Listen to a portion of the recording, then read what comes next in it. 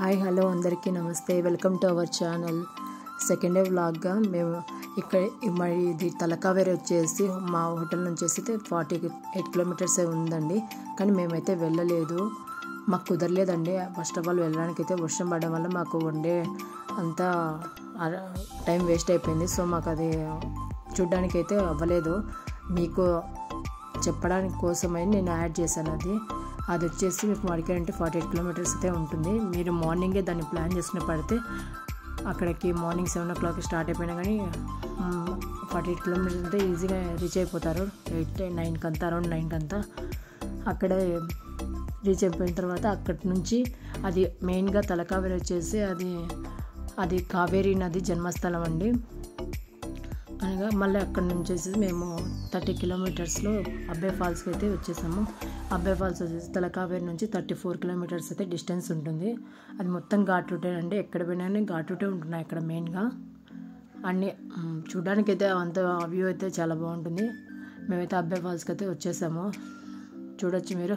ఇది rainy season కావడంతో water flow అనేది చాలా బాగుండింది. సో మస్తు ఎంజాయ్ అయితే చేస్తారు పిల్లలు. మేము అక్కడికైతే రీచ్ అయిపోయాము. అట్లా అక్కడే అబ్బాయి ఫాల్స్ దగ్గరే జిప్ రోప్ అనేది కూడా ఉంటుంది.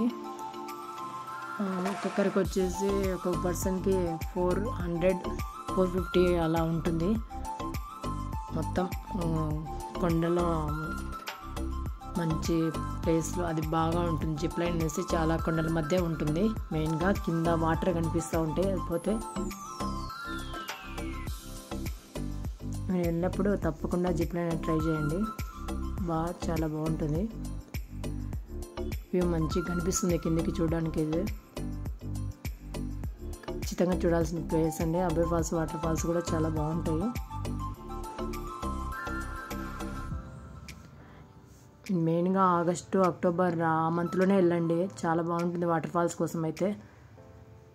ఇంకా సమ్మర్లో అలా వెళ్తే వాటర్ అయితే ఏమి ఉండవు అక్కడ. ఇక్కడ రైనీ సీజన్ కావడంతోనే ఇన్ని వాటర్ ఉన్నాయి అసలు. ఆ రోజు ఇంకా మేము నెక్స్ట్ అయితే అరంగి డ్యామ్కు వచ్చేసాము. ఇక్కడ అబ్బాయి ఫాల్స్ నుంచి అరంగి డ్యామ్కి వచ్చేసి 37 కిలోమీటర్స్ అయితే ఉంటుంది. మేము సరిగ్గా ప్లాన్ చేసుకోలేకపోవడం వల్ల ఈ రెండు మాత్రమే మేము కవర్ చేసుకోగలం సెకండ్ డేకి. మధ్యలో లంచ్ చేసేసి మేము అక్కడి నుంచి అరంగి డ్యామ్కి వచ్చాము. ఇది అరంగి డ్యామ్ ఎక్కడుందంటే కుశల్ నగర్లో ఉంటుందండి.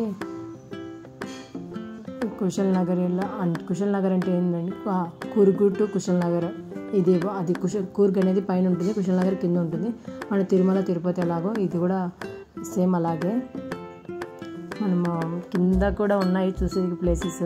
సో మనము కింద రావాలంటే కుశల్ నగర్ రావాల్సిందే. ఆ కుశల్ నగర్ వచ్చే గ్యాప్లోనే మేము అరంగి డ్యామ్ అనేది కవర్ చేసుకున్నాము. ఆ రోజైతే తలకావేరి కూడా వెళ్ళాం.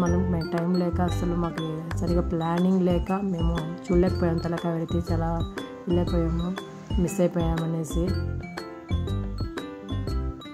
ఇది కూడా మొత్తం పార్కేనండి, అంత గ్రీనరీ అయితే ఉంటుంది. చూడడానికి ప్లేస్ బాగుంటుంది. కొద్దిసేపు కూర్చొని కబుర్లు చెప్పుకోవడానికి, పిల్లలు ఆడుకోవడానికి చాలా బాగుంటుంది.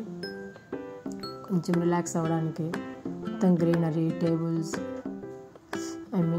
బెంచెస్ అన్నీ ఉన్నాయి కూర్చోడానికి. పార్కులు ఎలా ఉంటుందో అలాగే ఉంటుంది.